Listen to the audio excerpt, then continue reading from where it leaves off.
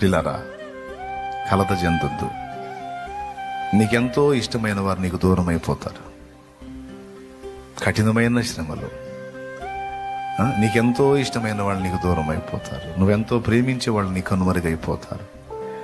నా అనుకున్న వాళ్ళు నీ మీద ధ్వజం ఎత్తుతారు. లేనిపోని వాని నీ మీద నిందా ప్రచారం చేస్తారు.